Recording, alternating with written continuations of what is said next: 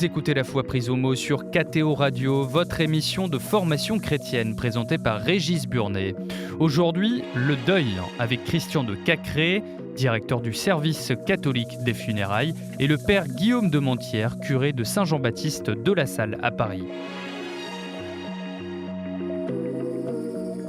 Bonjour et merci de nous retrouver pour La Foi prise au mot, votre rendez-vous hebdomadaire de réflexion chrétienne. Aujourd'hui, je vous propose de parler d'un thème difficile, le deuil. La mort d'un proche est une expérience que nous avons malheureusement tous fait et qui nous laisse souvent désemparés. Alors, comment dire adieu avec dignité? Comment faire son deuil? Quel soutien peut-on attendre de l'Église? Pour répondre à ces questions, je reçois deux invités, le père Guillaume de Mentières, bonjour. Vous enseignez la théologie à l'école cathédrale, au Bernardin, et vous êtes curé de Saint-Jean-Baptiste de la Salle à Paris. Christian de Cacré, bonjour. Bonjour. Vous êtes responsable d'une association fondée à la demande du cardinal Lustiger, le service catholique des funérailles, et donc vous avez une expérience de tout ce qui est funérailles, mais j'aimerais que vous nous expliquiez un peu ce que c'est que ce service catholique des funérailles. Alors le service catholique des funérailles, qui a été effectivement créé au tournant des années 2000 à l'initiative du cardinal Lustiger, l'idée est simple, c'était d'assurer une présence chrétienne au sein des services de pompes funèbres.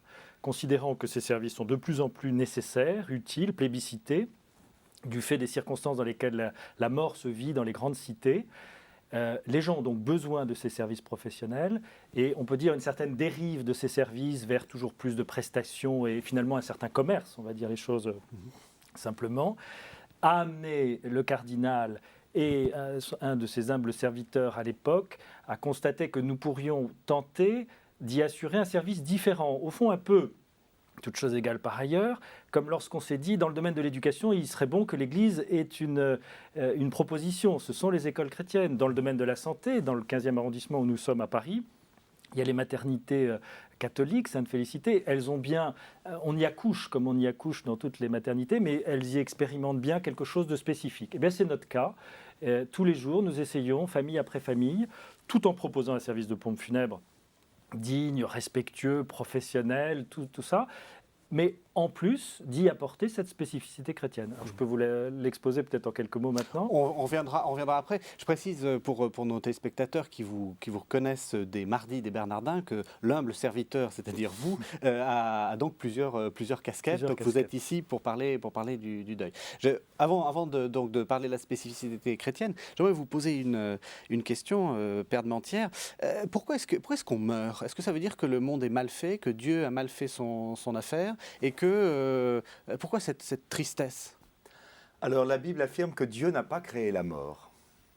C'est au livre de la sagesse qu'il est dit ceci.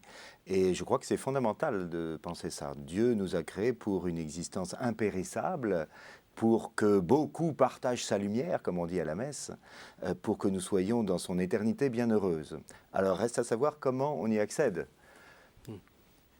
Dans son plan créateur, je pense qu'il avait prévu que nous y accédions peu à peu, comme un don, que nous recevions ce don de la vie éternelle, comme une grâce. Malheureusement, Adam et Ève, et l'homme a toujours la tentation de s'emparer de ce qui est un don. Ça a été le péché originel. Et depuis ce jour-là, eh bien, nous avons comme triste lot, hérité de nos premiers pères, la mort.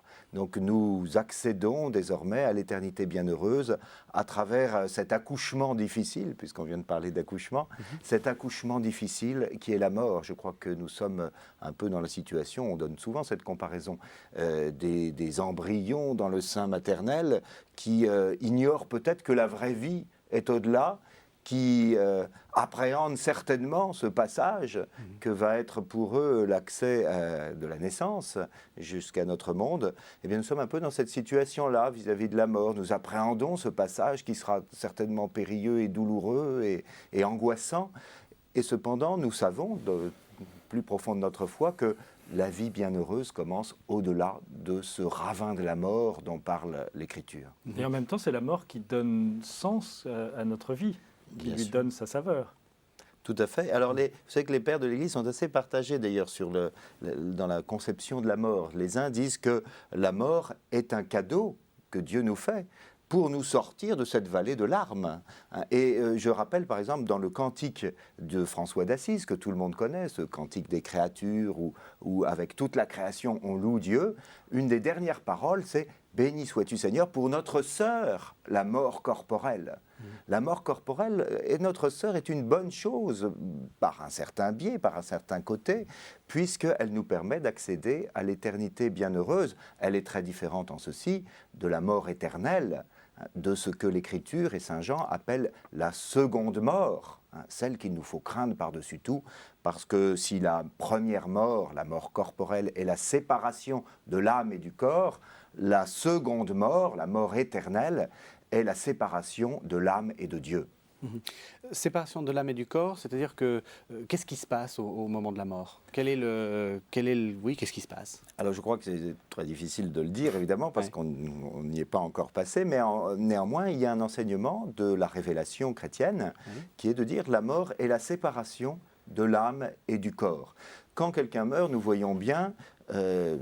de Cacré est mieux placé encore que moi pour le dire, que son corps va dans le tombeau et puis finit par pourrir. Ça, c'est un constat que nous faisons. Et pourtant, nous savons aussi que quelque chose de la personne subsiste. Nous ne croyons pas que Saint Paul, par exemple, c'est un exemple que donne Saint Augustin, que Saint Paul soit dans un tombeau à Rome. Nous croyons que son corps est là, peut-être à la basilique Saint-Paul hors les murs, qu'on peut toucher ses reliques et que les restes de son corps sont bien là, mais nous savons bien que Saint-Paul n'est pas là. Nous savons bien que quelque chose de lui subsiste auprès de Dieu. Et ce quelque chose, nous l'appelons l'âme. Voilà. Alors il est très important de rappeler cela parce qu'il y a eu un certain discours dans les générations précédentes qui considérait que cette vision de la séparation de l'âme et du corps était un discours hellénisant, hérité de la philosophie grecque, qui n'avait rien à voir avec le christianisme. Le cardinal Ratzinger, avant d'être Benoît XVI, a très bien montré que cette idée de la mort comme séparation de l'âme et du corps, et donc de la résurrection comme réunion de l'âme et du corps, était une idée tout à fait chrétienne, spécifiquement même judéo-chrétienne. Alors, je vous ai interrompu quand vous nous parliez de la spécificité chrétienne des funérailles. Avant de commencer à parler de la spécificité chrétienne des funérailles, parlons un peu de la situation actuelle. Ça nous permettra de bien voir où on en est.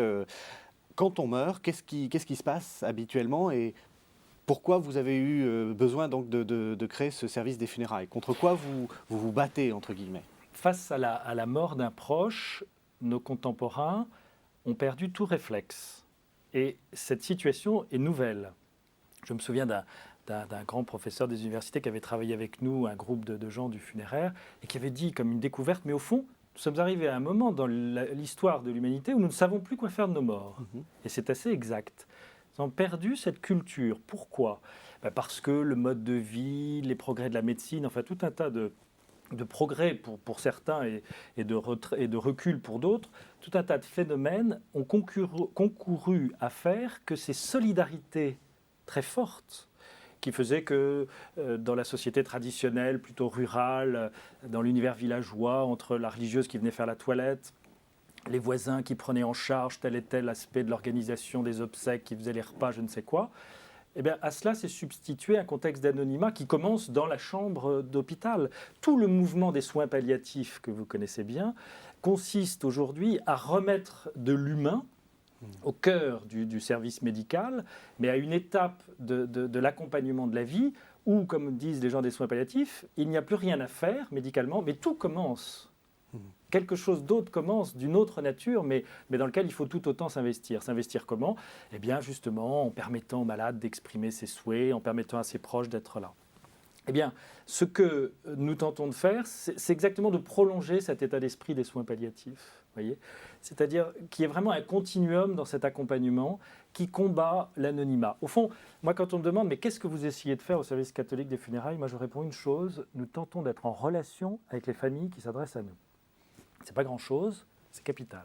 Être en relation, même si c'est très court, même si c'est l'espace de cet entretien que nous avons avec les familles, l'espace du jour des obsèques, n'empêche que c'est énorme. Et d'ailleurs, le témoignage des gens après est de dire en si peu de temps, il s'est lié quelque chose avec vous de très précieux, de très fort. Être en relation. Et à mon sens, c'est la condition, cette mise en relation, pour que nous puissions témoigner de l'espérance chrétienne. Si cette espérance chrétienne devient, un peu comme on le voit dans l'univers américain à travers les séries que vous connaissez peut-être, une prestation rituelle, elle est totalement déconnectée de cette relation humaine. Dans l'évangile de la veuve de Naïm, j'aime à constater que manifestement le Christ s'est renseigné à la vue de ce convoi funéraire. Il ne l'a pas traité comme un convoi funéraire, il l'a traité comme celui d'une veuve qui perd son fils unique. Ce n'est pas n'importe quel deuil. Et c'est parce que ce n'est pas n'importe quel deuil que sa démarche est d'une compassion décuplée. Enfin, voilà, je ne fais pas un tri entre le niveau des deuils. Je dis juste qu'il faut, à mon sens, pour accompagner les gens dans ces circonstances-là, être le plus possible en relation avec elles. Père de Mentière, à votre avis, pourquoi est-ce que la mort est interdite? Pourquoi est-ce qu'on l'a complètement évacuée? Vous le constatez, vous? Oui, nous le constatons. Je ne sais pas s'il est permis de donner une anecdote, mais par exemple, j'étais aumônier d'un grand lycée parisien et il se trouve que le proviseur est mort. Et personne ne savait quoi faire. C'était la panique au lycée. Et il y avait encore ce réflexe d'une adjointe du proviseur de dire le prêtre est l'homme de la mort. Donc on a appelé l'aumônier. Et je dis toujours en boutade que j'ai en quelque sorte dirigé un lycée parisien pendant 3 jours parce que personne, un lycée public bien sûr, parce que personne ne savait quoi faire. Et je remarque que les gens effectivement sont très démunis. Alors je pense aussi parce que, il faut bien le dire, dans l'Église aussi on a un peu abandonné la prédication sur la mort, le deuil et les fins dernières et qu'un grand flou s'est installé dans les consciences chrétiennes, même des gens les plus fidèles, sur mais qu'est-ce qui se passe après, qu'est-ce qu'il y a, est-ce que c'est bien vrai qu'il y a un paradis, est-ce que c'est bien vrai qu'il y a un enfer.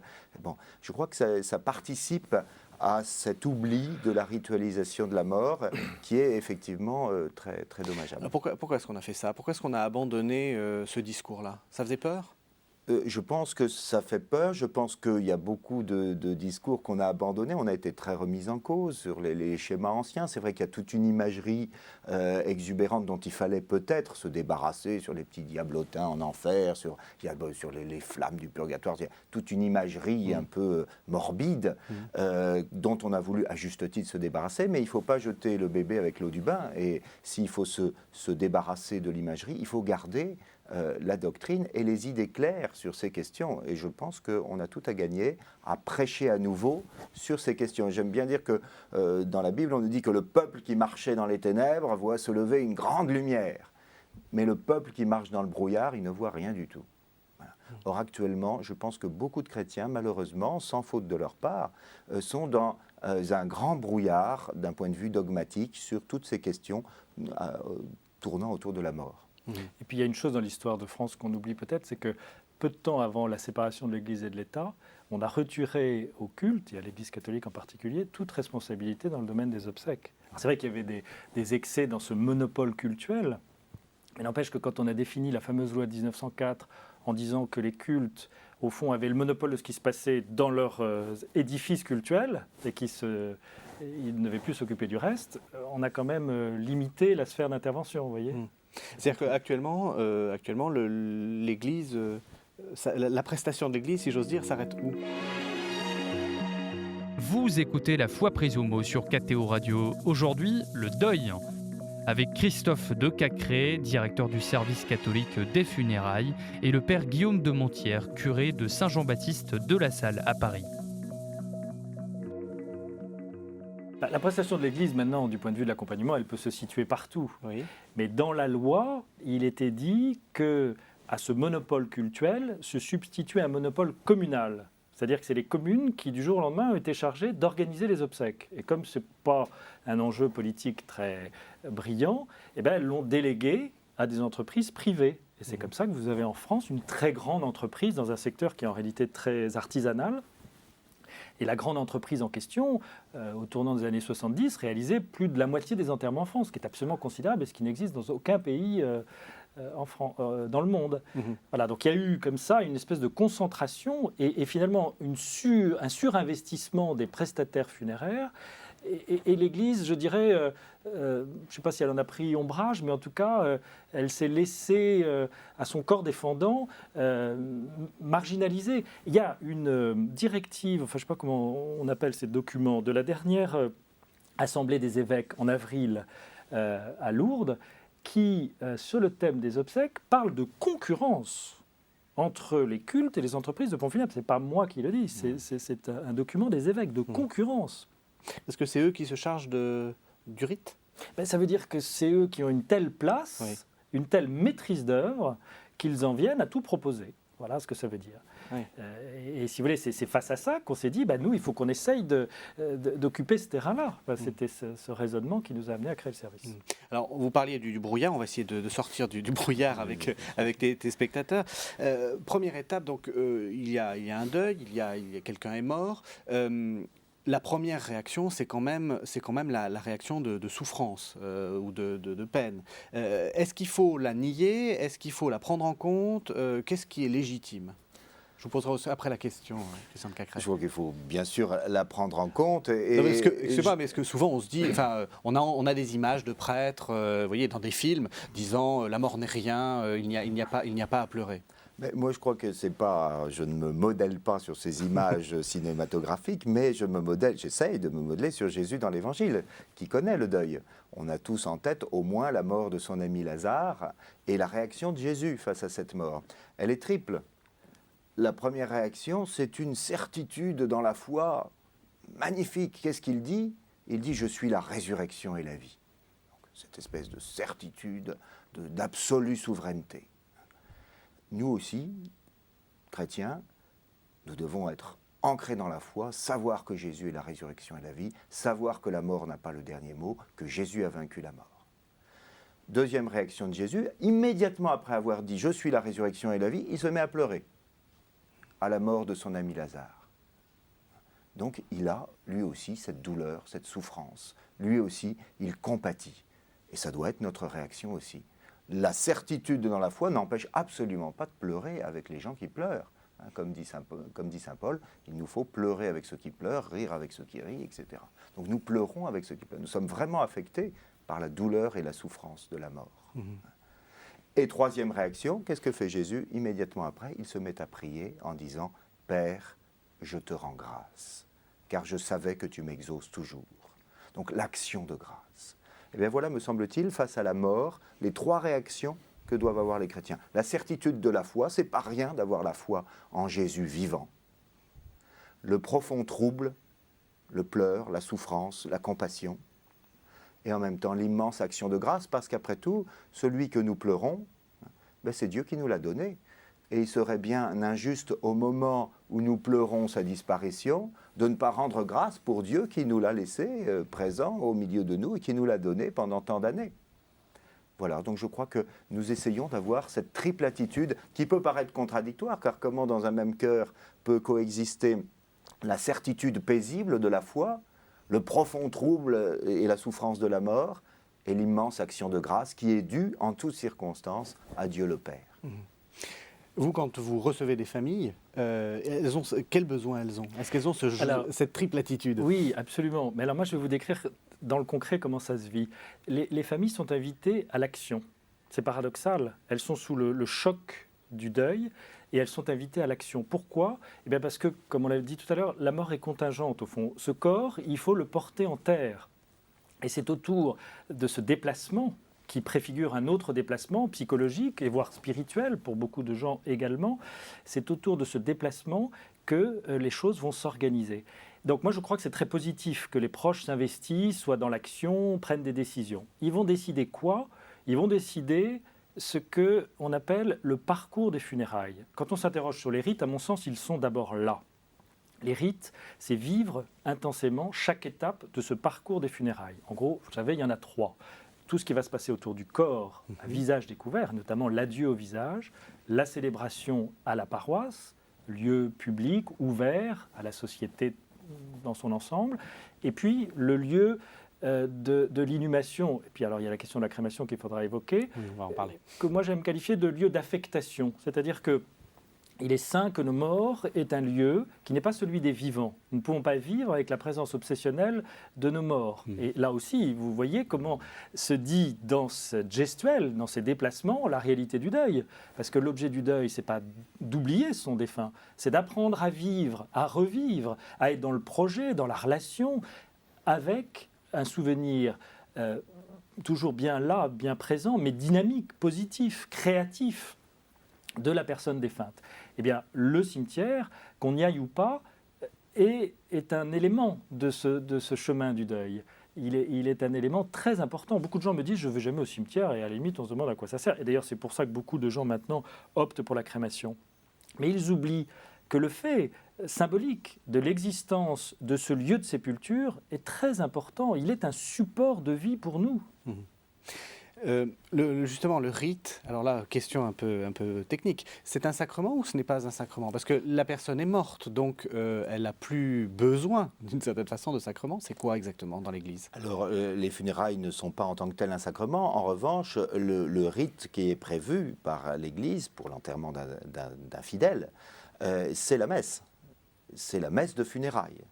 Or, la messe, évidemment, est un sacrement. C'est même le saint sacrement, le grand sacrement de l'Eucharistie. Et c'est bien ça qui est prévu. Et ça rejoint ce que je vous disais tout à l'heure sur l'action de grâce. Qu'est-ce que fait d'abord un chrétien quand il enterre l'un des siens? Il rend grâce à Dieu.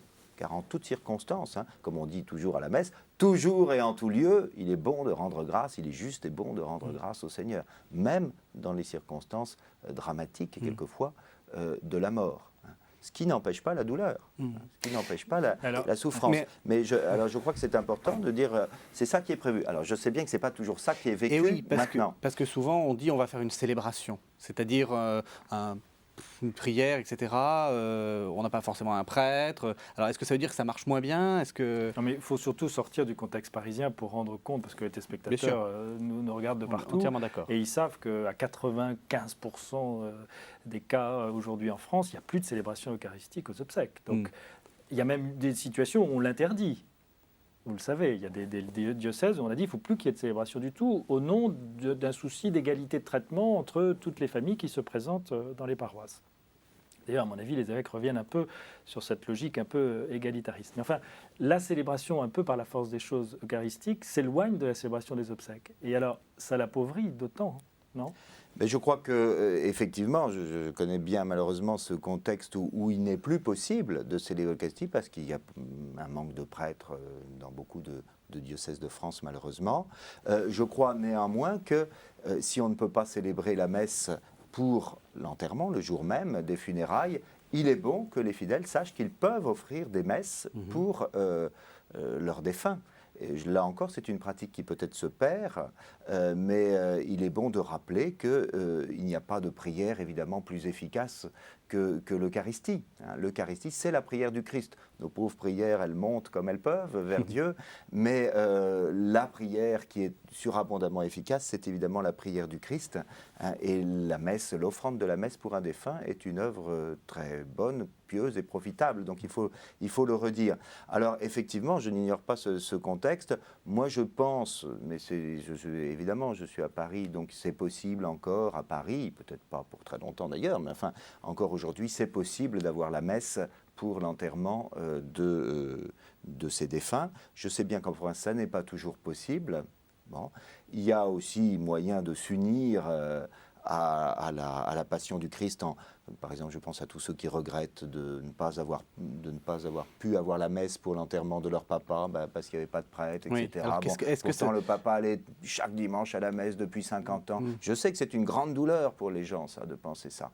Alors, eh bien, cette grande douleur, ils peuvent aussi l'unir à la passion du Christ, justement, et on peut toujours recevoir sans le sacrement l'effet du sacrement. C'est une des grandes thèses de la théologie sacramentelle. Parce que justement, la question, c'est, on a parfois l'impression de s'être fait un peu frustré, soit parce qu'on n'a pas eu de messe, soit même parce qu'on a eu une messe, mais le prêtre n'est pas venu jusqu'à la tombe pour faire une bénédiction. Alors, est-ce que ça vaut moins ? Qu'est-ce qu'il faut répondre à ces gens qui disent mon papa n'a pas été bien enterré? D'abord, en cette année sacerdotale, il faut dire qu'il faut prier pour qu'il y ait des prêtres.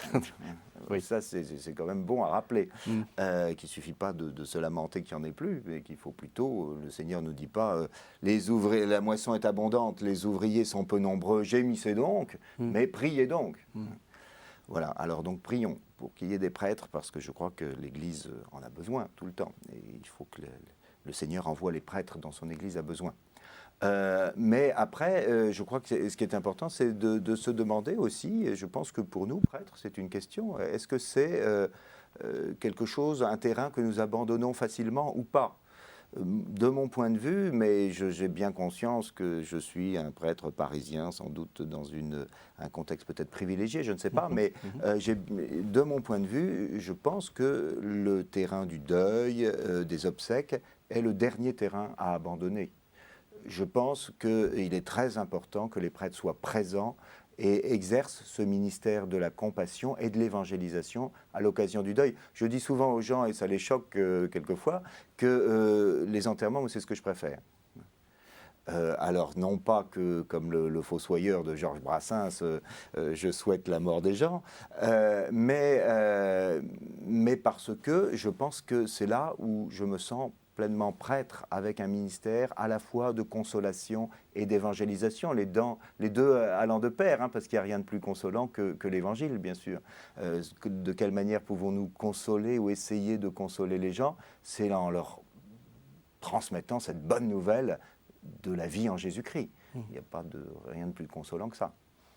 Et puis notre Église a mobilisé depuis maintenant des décennies des milliers, des dizaines de milliers de laïcs qui viennent soutenir l'action des prêtres dans cette pastorale. Et c'est absolument magnifique de voir la qualité de cet engagement. Et moi, je le perçois d'abord justement comme une tentative toujours d'accueil plus grand, plus de disponibilité que le prêtre, justement, n'a pas toujours. Donc, dans la collaboration laïque-prêtre, là, autour de la pastorale des funérailles, il y a des choses magnifiques qui se passent, où le laïc donne complètement de sa disponibilité et prépare pour le prêtre ce temps de célébration avec le prêtre, en y ayant d'ailleurs un rôle. Mais voilà, vraiment une collaboration très très étroite. Et les familles sont profondément touchées.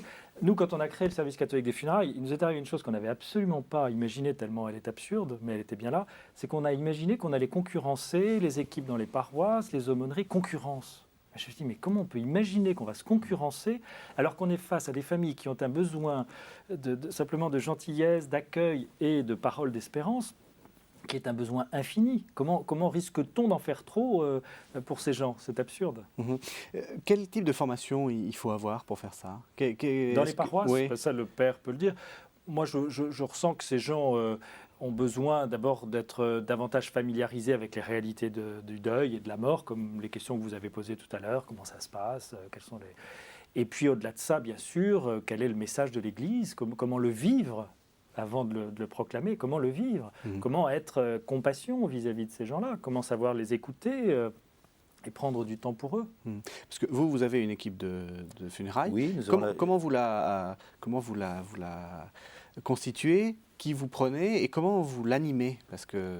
Alors, nous avons effectivement la chance dans notre paroisse, et je pense que ça existe dans beaucoup de paroisses, d'avoir une équipe qui s'appelle l'équipe Tobie chez nous, puisque Tobie, nous le savons bien dans la Bible, prenait soin des sépultures, au péril de sa vie d'ailleurs, il allait enterrer les défunts.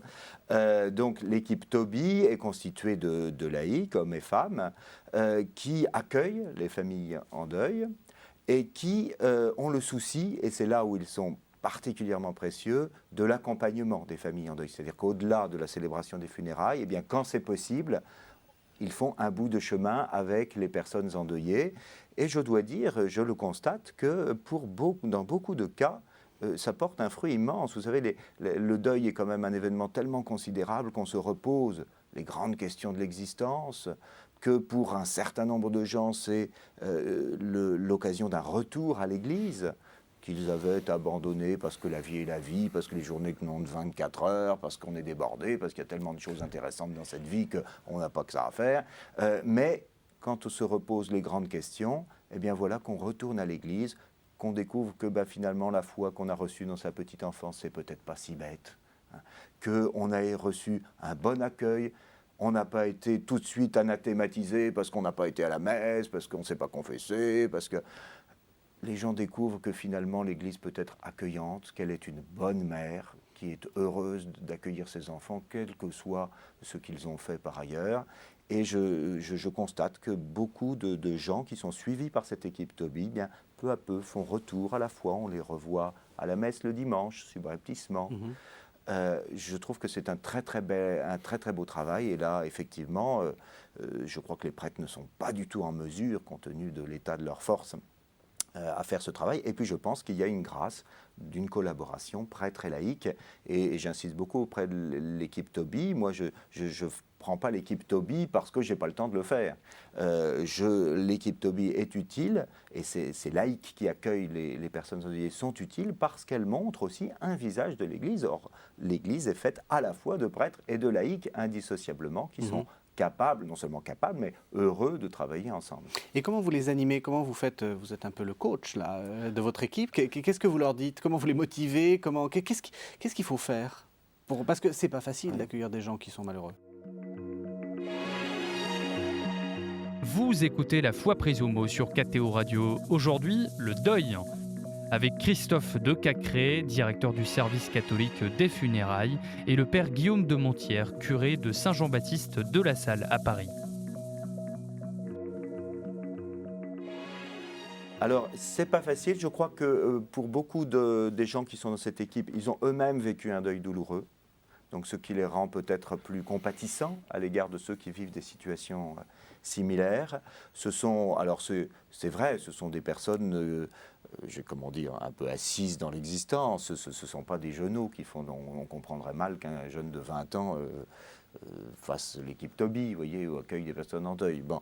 Par contre, ce sont des gens qui ont de l'expérience, donc qui ont vécu des situations douloureuses, qui le font depuis des années déjà, donc qui ont vu passer beaucoup de gens endeuillés, qui ont une écoute magnifique. Je crois que l'importance, c'est surtout d'écouter. Il faut que les gens puissent épancher leur douleur, il faut que les gens puissent dire tout ce qu'ils ressentent, même leurs griefs à l'égard de l'Église. Pourquoi pas? On est capable d'écouter ça sans s'énerver tout de suite. Il y a un enjeu très fort, je trouve, dans cet événement des obsèques, c'est que les familles sont invitées à créer quelque chose ensemble. Et ce n'est pas si évident. Vous avez évoqué tout à l'heure le fait que la mort n'avait pas sa place dans notre vie. Et aussi, dans notre vie familiale, on n'est pas très habitué à se réunir, tous, là, les frères et sœurs, prenons la fratrie, pour rendre hommage à notre géniteur, père, mère. C'est énorme, ça. Pourquoi? Parce que les distances sont prises, les beaux-frères, belles-sœurs ont leur propre... Enfin, vous voyez, la dynamique familiale est invitée à la créativité. Et moi, je trouve ça passionnant. C'est parfois terrible parce que cette dynamique familiale n'est pas en situation, au moment où le deuil intervient, d'aller vers cette dynamique positive, mais nous les y aidons. Et moi, je vois toujours dans le bureau où je reçois ces familles se composer très vite ces rôles respectifs. J'entends le frère aîné un peu dominateur et qui va dire « je sais », ou la sœur célibataire qui était tellement proche du parent défunt qu'elle se sent dépossédée de tout et que toute intervention des autres est illégitime. C'est au cœur de ça que les choses vont se vivre. Donc il faut accompagner et laisser s'éclore cette dynamique familiale. Parce que si ces frères et sœurs, parents et ça, arrivent, et ils y arrivent, Dieu merci, à vraiment composer ce beau bouquet qu'est l'hommage à leurs défunts dans toutes ses dimensions, et là aussi, le deuil dans sa dimension relationnelle, un deuil, moi j'aime imaginer comme une danse, et puis tout à coup il y en a un qui n'est plus dans la danse et ça déséquilibre l'ensemble. Et il faut retrouver un nouvel équilibre. Et bien déjà, autour de cette table et à la paroisse, enfin dans toutes ces démarches que font les familles pour organiser les obsèques, se préfigure déjà cette nouvelle danse sans le défunt. Je ne sais pas si mes images sont bonnes, mais enfin, c'est comme ça que je le ressens et que je le vis. Alors la question de la crémation, vous l'avez mentionné, c'est fréquent, c'est pas fréquent? C'est très fréquent. Après on écoutera le discours officiel de l'Église, mais... Moi c'est officieux alors. Non, c'est très fréquent. Alors, en France, c'est une histoire qui est marquée par le passé. Le passé, c'est que dans les poussées anticléricales de la fin du 19e siècle, début du 20e, la crémation est devenue l'acte par excellence d'opposition au dogme de l'Église. Ils nous disent qu'on va ressusciter avec notre corps. Permettez-moi de faire ce geste qui dit ce qu'il veut dire. Brûlons-nous, transformons-nous en un tas de cendres et on verra bien ce qu'il en restera de cette résurrection. Si bien que l'Église, dans une réaction de contraction, a interdit ce comportement jusqu'au moment du Concile Vatican II. Et alors, en France, le résultat, c'est que la pratique autour de la crémation est portée, consciemment ou non, par des gens qui sont de la mouvance anti-religieuse au sens anti-rituel religieux. Alors, si on leur dit ça, les crématistes, parce qu'il y a quand même des centaines, des dizaines de milliers de gens qui militent au nom qui sont des crématistes, c'est quand même assez incroyable. Il n'y a qu'en France qu'on voit une chose pareille. Et où est-ce que je trouve la trace, la résurgence de ce que je suis en train de dire? Dans le fait qu'on a de cesse aujourd'hui que d'expliquer aux gens qu'au crématorium, on peut célébrer les obsèques. Alors, il y a une espèce d'inflation rituelle, là, tout à coup, enfin pas tout à coup, ça remonte à quelques années quand même, et alors on sait faire ce qu'il faut, et l'Église, de ce fait, se voit acculée à prendre des décisions difficiles, en disant on ne peut pas laisser les gens seuls, il y a des gens qui de toute façon ne passeront pas à l'Église, il faut qu'on soit là-bas.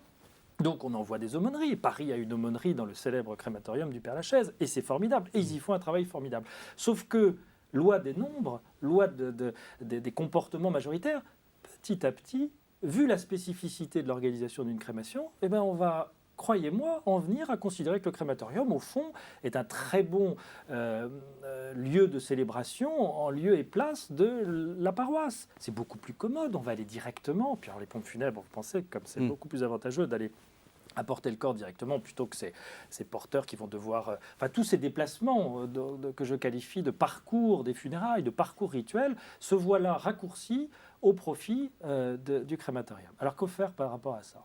Ben justement, nous, dans notre pratique, ce qui est intéressant, c'est qu'on n'est pas dans le discours, on peut se mettre dans l'action. Quelle est l'action?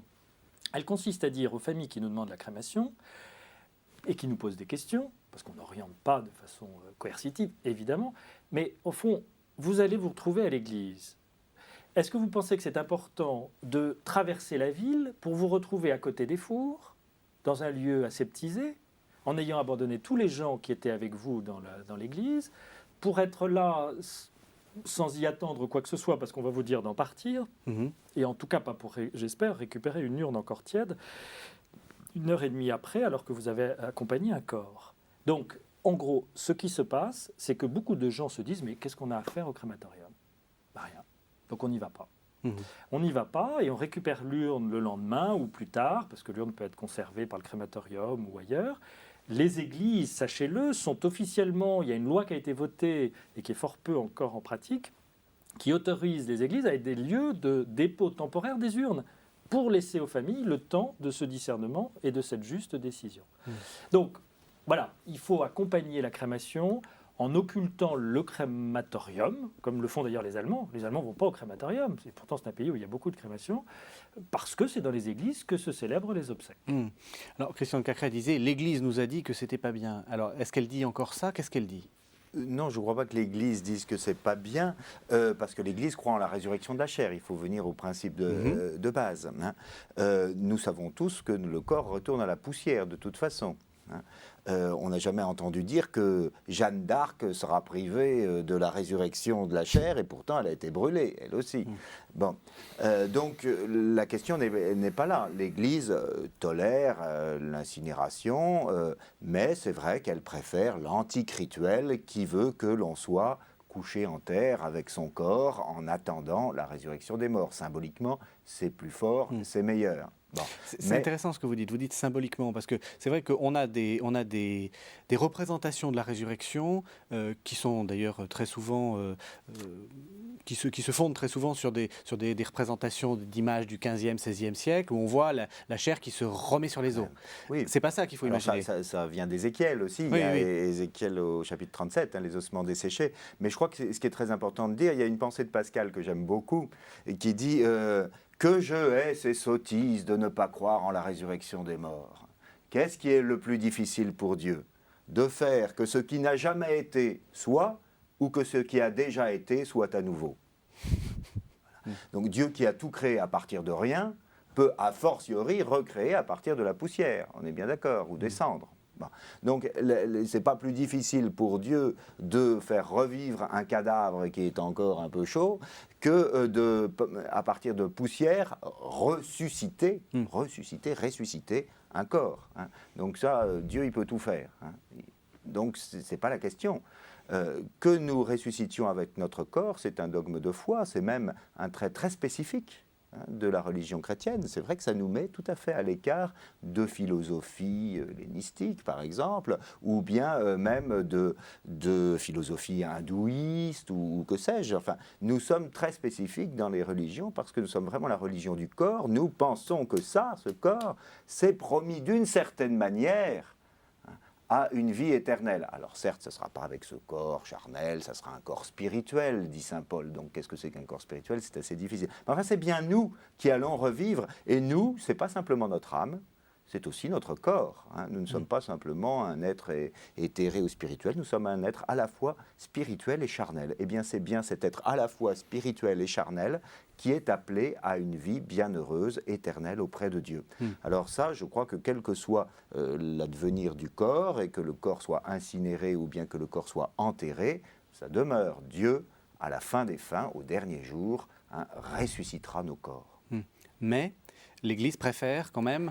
Je crois que l'Église préfère l'antique tradition qui symboliquement marque mieux justement cette attente, ce repos dans la paix, cette attente paisible. On se couche avec ses pères, comme on dit dans la Bible, et puis on attend paisiblement le jour où le Christ, revenant dans sa gloire, ressuscitera les morts. Alors, ce que disait Christian de Cacré, c'est que les crématoriums sont devenus des lieux de culte, parce qu'il y a souvent des salles, c'est des choses, des sortes de salles de prière écuméniques ou même interreligieuses. Lieux de célébration, des lieux plus que de culte. Voilà, de lieux de célébration. Vous voyez ça de quel œil? D'un bon œil ou d'un mauvais œil? J'entends tout à fait ce que dit M. de Cacré, et nous en avons discuté d'ailleurs assez souvent. Effectivement, je trouve qu'il y a un grand danger pour l'Église à ce que les gens ne passent plus dans les églises pour les obsèques et aillent directement au crématorium, avec des célébrations qui peuvent être quelquefois bien faites. Je ne sais pas du tout ce qui s'y passe, mais enfin j'ai quelques doutes, et le passage là aussi symbolique à l'église est très important. On a été baptisé dans l'église. On fait, si vous voulez, on est né à la vie de Dieu dans l'Église. On fait ce dernier passage à l'Église, ça me paraît tout à fait déterminant. Symboliquement, là encore, c'est très important. Ça ne joue pas sur le sort éternel du défunt, que le défunt soit passé à l'Église ou bien qu'il ait été au crématorium. C'est pour les vivants. Ça ne préjuge en rien, évidemment, du sort éternel du défunt qui est confié à la miséricorde de Dieu. Mais pour les vivants, c'est très important. Pour les vivants, c'est très important. Il y a un grand danger pour l'Église, vous dites, moi je rajoute un grand danger pour les vivants, bien sûr, qui ont tout intérêt à vivre ces lieux de passage et ce parcours des funérailles dans son intégralité. Parce que les traumatismes qui peuvent ressortir de la courte célébration dans un crématorium, avec cette espèce de violence symbolique considérable, qui est que ce corps rentre dans un cercueil. Vous savez, il y a eu un moment où on a dit, on ne va plus laisser les gens, comme c'était le cas il y a 20 ans, aller dans la salle technique où on voit le cercueil rentrer dans le four. Sauf qu'on s'est dit, au fond, pourquoi l'empêcher complètement? Alors maintenant, soit il y a une vitre pour regarder ça, soit il y a même une retransmission vidéo. Mais on joue dans le clair-obscur, mais on joue toujours avec le symbole qui reste profondément, intrinsèquement violent. Et qui représente une espèce de contraction de la réalité du deuil. Vous savez, le deuil, c'est l'humanité dans son intégralité, dans sa profondeur, dans toutes ses dimensions. Un corps qui se décompose, c'est l'humanité dans sa suite naturelle, je dirais. Et de concentrer ça dans un hygiénisme forcené en 1h30, je ne suis pas contre la crémation, mais je suis l'Église dans son ensemble et contre tout ce qui peut nuire aux endeuillés, tout ce qui peut dénaturer ces rites d'adieu qui sont chemin de vie. Le rite pour vous est doux. Vous avez parlé de quelque chose de violent. C'est un mal pour un bien. C'est-à-dire que ça fait mal de revoir le défunt, de le toucher. Ça fait parfois mal d'être dans sa douleur, confronté à toutes ces manifestations, même si elles sont pleines de bonté et d'affection. Mais enfin, voilà, on aurait peut-être naturellement envie de se recroqueviller. Ça fait mal d'être au bord de la tombe et de voir la tombe se refermer. Tout ça fait mal, mais c'est un mal pour un bien. Parce que, encore une fois, sur ces réalités physiques de ces étapes du parcours des funérailles, vont se fonder, vont s'incruster les fondations de notre deuil. Ce deuil qui est qu'on ne pourra plus revoir sur cette terre des vivants le défunt tel que nous l'avons connu, mais que nous sommes invités à vivre avec lui différemment. Et différemment, dans l'ordre de la communion des saints, ça peut être d'une richesse extraordinaire, mais nous avons besoin de ces deuils, de ces rites de séparation pour entrer mieux et davantage dans cette nouvelle communion.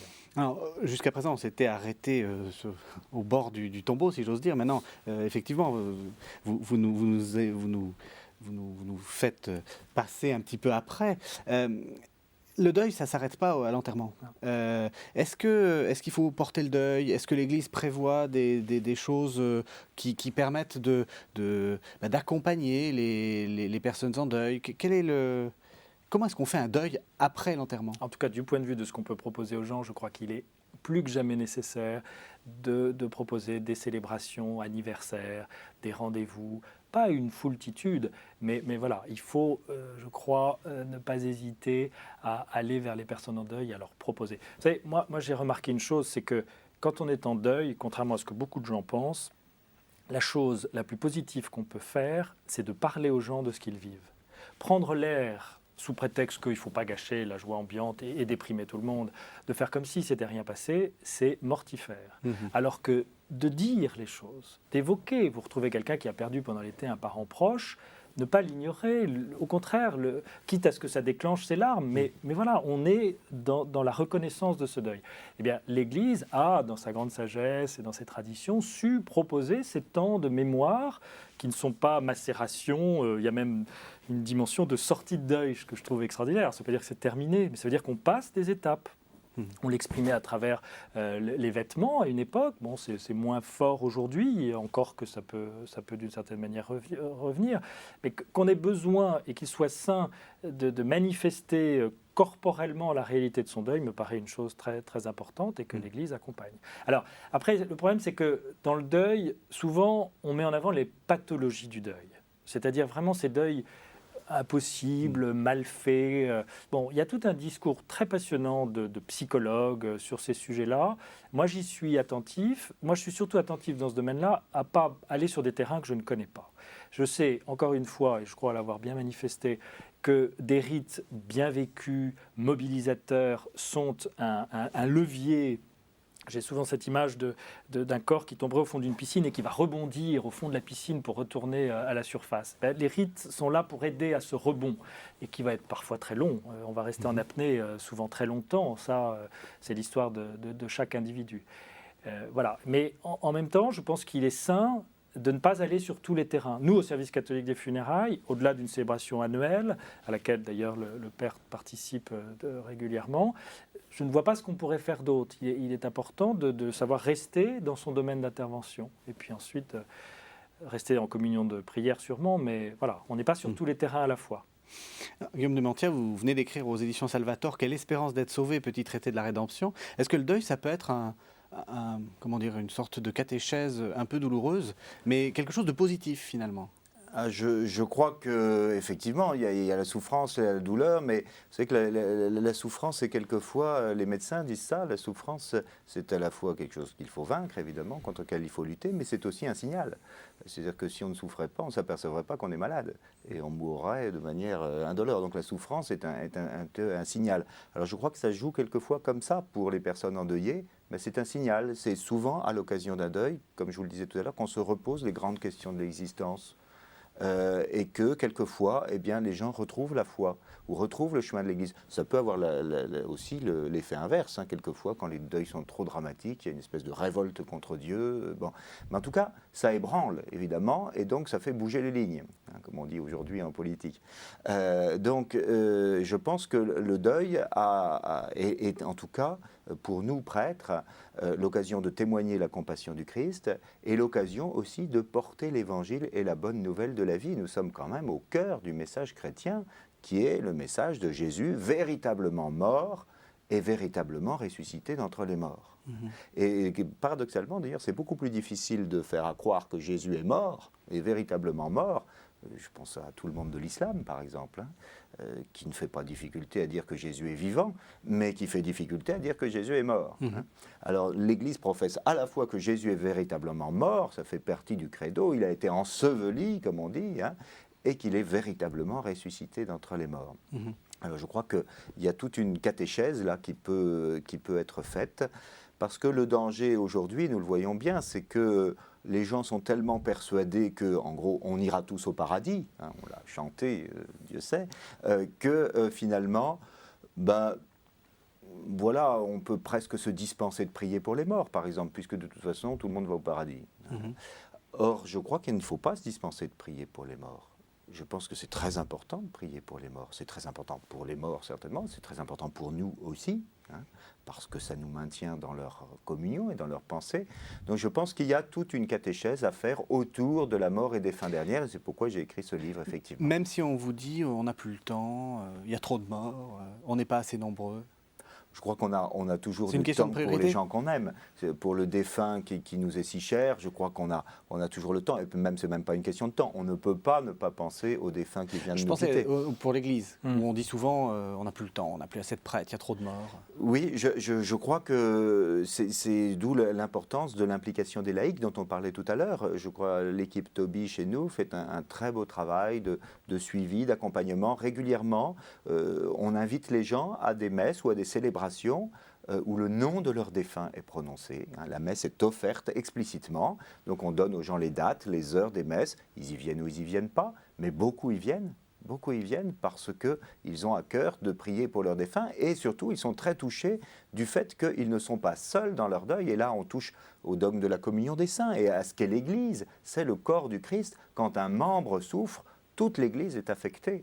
Eh bien, ils le ressentent très concrètement dans ces célébrations. Et ça, je crois que c'est très important, cette idée. On a beaucoup parlé du corps, hein, mais l'Église est aussi le corps du Christ. Hein, et il y a là une dimension essentielle de la manière de vivre les funérailles. C'est jamais une petite cérémonie privée avec simplement quelques personnes endeuillées, quand bien même, et ça arrive quelquefois, hélas, vous le savez, il y a une ou deux personnes qui assisent aux obsèques. C'est toute l'Église qui prie. Et ce qu'on offre pour le défunt, c'est la prière de l'Église, tout entière. Et souvent, d'ailleurs, je demande à des paroissiens qui n'ont rien à voir avec le défunt, qui l'ignorent tout, d'être là, hein, pour accompagner la famille et pour faire Église, comme on disait autrefois. Eh bien, écoutez, merci à tous les deux. Nous arrivons à la fin de notre émission. Alors, pour ceux qui ont envie de mieux savoir ce que vous faites, Christian de Cacré, le service catholique des funérailles se trouve 66 rue Falguière dans le 15e à Paris, 75 015, avec comme numéro de téléphone 01 44 38 80 80, où on peut également vous retrouver 8 rue Rameau à Versailles, 78 000 Versailles, 01 39 20 14 83 et votre site internet www.s-c-f.org. L'église Saint-Jean-Baptiste de la Salle dont vous êtes le curé se trouve aussi à Paris et aussi rue Falguière, au 70 rue Falguière, dans le 15e. Voisin, voilà. Vous êtes voisin. Et votre site, c'est http:// pas de www, sjbs.free.fr. Je rappelle vos deux livres, Guillaume de Mentières, Quelle espérance d'être sauvé aux éditions Salvator, et Christian de Cacré, La mort confisquée aux éditions CLD. Merci à tous les deux. Merci de nous avoir suivis.